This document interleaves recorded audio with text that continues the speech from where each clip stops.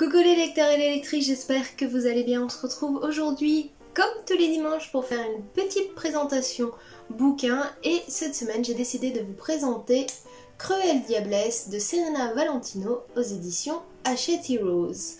Donc ce bouquin-là fait partie de la série Vilain de Serena Valentino, mais il a une grosse différence, c'est que pour une fois, on n'a pas d'histoire en arrière-plan. Je vous le présente tout de suite et je vous en parle un petit peu plus juste après. Tout d'abord pour la couverture, la voici. Donc tranche de couleur comme d'habitude, le résumé et le livre en soi, hein, toujours pareil. Pour ce tome-là, il faudra compter, si je ne me trompe pas, 284 pages, donc il est un petit peu plus épais que certains autres livres de la série, et je vous lis tout de suite le résumé. L'histoire de Cruella. Cruella d'Enfer incarne la figure du mal par excellence. Elle a du style, de l'esprit, elle est impitoyable et sans doute maudite. De son enfance solitaire à ses choix vestimentaires discutables, en passant par son accident de voiture fatidique, comment l'oublier, Cruella vous dira tout dans ses fabuleux mémoires. Les mémoires d'une femme condamnée par un destin tragique. Même les méchants les plus diaboliques ont eu des amis, ont connu l'amour et surtout ont nourri des rêves. Pour Cruella, c'est l'heure de vous révéler les siens. Voici l'histoire de Cruella, ni toute noire, ni toute blanche. Et franchement, c'est vraiment sympathique. Donc, comparé aux autres livres de la série des vilains, comme je vous l'ai dit, là, vous n'avez pas d'histoire en arrière-plan. Pas d'histoire avec la princesse Tulipe, Circé l'enchanteresse, les trois horribles sœurs ou autres. Vous suivez vraiment que l'histoire de Cruella, qui est racontée à Serena Valentino comme si qu'elle était une journaliste en quête d'une histoire fabuleuse, on va dire, d'une grande dame du monde de Londres qui est tombée au plus bas dans l'oubli.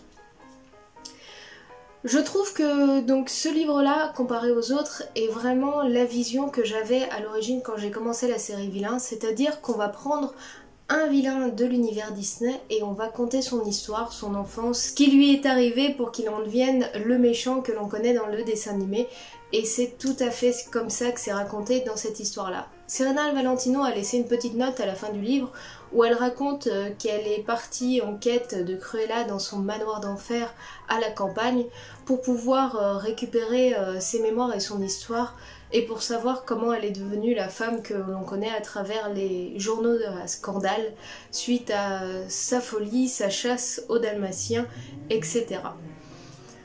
Et on y découvre donc une jeune fille de la très haute société. Elle avait tout pour elle, des parents riches. Elle considérait déjà toute jeune les serviteurs de son domaine comme des fantômes. Ils étaient là mais ils n'avaient pas d'importance en soi, ils étaient juste là pour servir, etc. Mais les relations qui vont graviter autour d'elle, sa meilleure amie, sa nourrice, son père, vont essayer de changer un petit peu cette vision qu'elle a de cet univers-là et du monde qui l'entoure.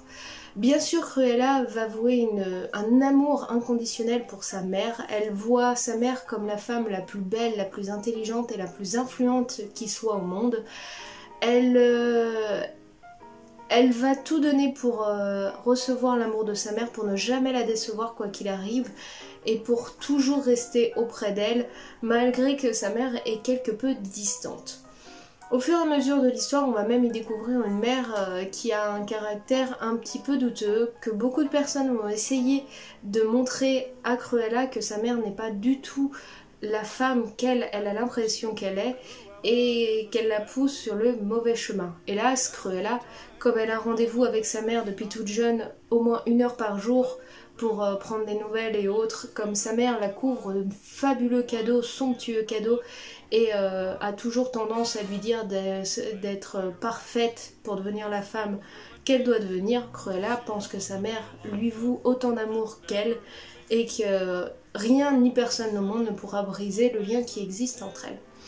Vous l'aurez donc compris, dans cette histoire-là, le péché mignon, ça reste donc un amour inconditionnel envers un parent qui va parfois la conduire à des actes fous et inconsidérés à chaque fois. À côté de ça, heureusement, elle va rencontrer d'autres personnes. On va y On va connaître l'histoire qu'il y a eu à l'origine entre Cruella d'Enfer et Anita. Elle est bien plus importante et bien plus profonde que ce qu'on y découvre dans le dessin animé. On va y découvrir une petite anecdote sur Perdita qui est très intéressante parce que peut-être que la donne aurait changé si Cruella avait une vision différente à un certain moment du livre.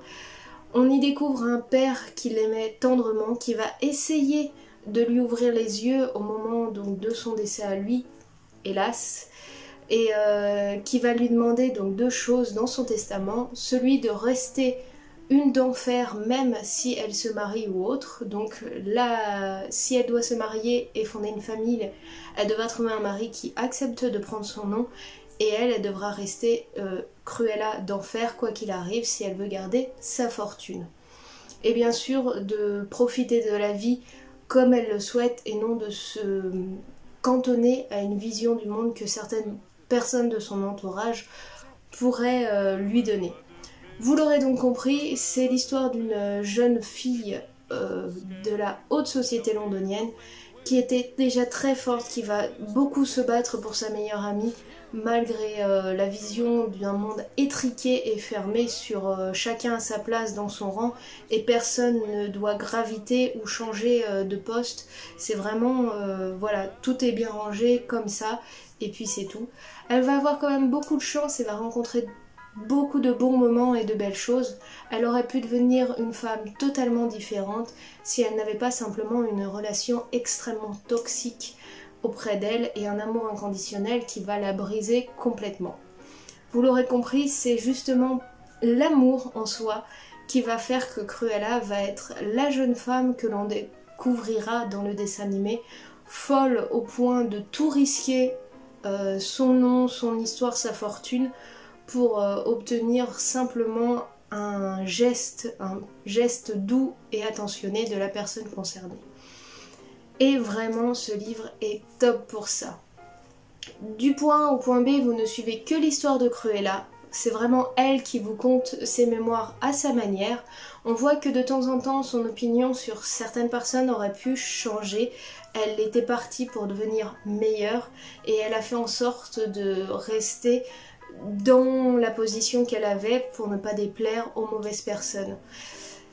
Et c'est un petit peu dommage. Son père va lui faire un cadeau, 2 qui vont être un petit peu importants. Donc un livre de contes quand elle sera jeune, qui raconte bien sûr l'histoire de Tulipe, la princesse Tulipe qu'on connaît un petit peu avant. C'est le seul moment où on entendra parler des personnages des premiers romans. Et des boucles d'oreilles qui viendraient du même pays que le livre de contes qu'elle lisait et qu'elle adorait, avec sa meilleure amie depuis qu'elle était toute jeune et qui sont soi-disant maudites. Elle va même se donner l'impression qu'à chaque fois qu'elle porte ses boucles d'oreilles, elle se sent différente, plus forte et autres. Mais tout ça, ça reste, est-ce que c'est vrai ou pas? Ça sera à vous de le découvrir dans l'histoire. Venez découvrir une Cruella qui aurait pu devenir une femme douce, forte, intrépide et voyageuse, plutôt qu'une cinglée amatrice de fourrure, prête à tout pour tuer 99 chiots dalmatiens pour avoir le manteau le plus sublime qui soit, et à l'origine même pas pour elle, mais pour une personne qui lui était beaucoup trop chère et beaucoup trop toxique. Pour ma part, j'ai vraiment, comme je vous ai dit, adoré ce roman-là, et j'espère que les suivants seront plus proches de ce Cruelle Diablesse que ne pouvait l'être le reste de la série Vilain, parce que celui-là, vous pouvez le lire sans avoir suivi le reste des 6 tomes. Vous le prenez, vous le lisez, vous n'êtes pas spoilé sur ce qui s'est passé avant et vous n'êtes pas perdu par rapport à l'histoire en parallèle. Je reste un peu sur ma faim par rapport au tome des étranges-sœurs, puisque les étranges-sœurs nous laissaient sur une fin un petit peu étrange, on va dire, et hâte de découvrir quand même ce qui leur arrive, mais voilà. Pour moi, c'est vraiment le top du tome en termes de l'histoire des vilains, parce qu'il peut être lu à part de la saga que l'on connaît. Voilà pour ma part pour la présentation du livre de cette semaine. Donc encore un Disney, mais vraiment j'aime beaucoup la série et les vilains sont juste fantastiques je trouve chez Disney, même si des fois on ne comprend pas vraiment comment ils peuvent être devenus aussi fourbes et machiavéliques. mais ce livre-là était vraiment sympathique. Si vous l'avez lu, n'hésitez pas à me le dire en commentaire. Si vous ne l'avez pas lu et que vous avez des petites questions, n'hésitez pas non plus en commentaire, je me ferai un plaisir d'y répondre. Nous en attendant, on se dit à très bientôt. Je vous souhaite à tous un très bon fin de week-end, une bonne semaine et de bonnes vacances pour ceux qui le sont, et on se retrouve très bientôt. Allez, ciao, bye bye!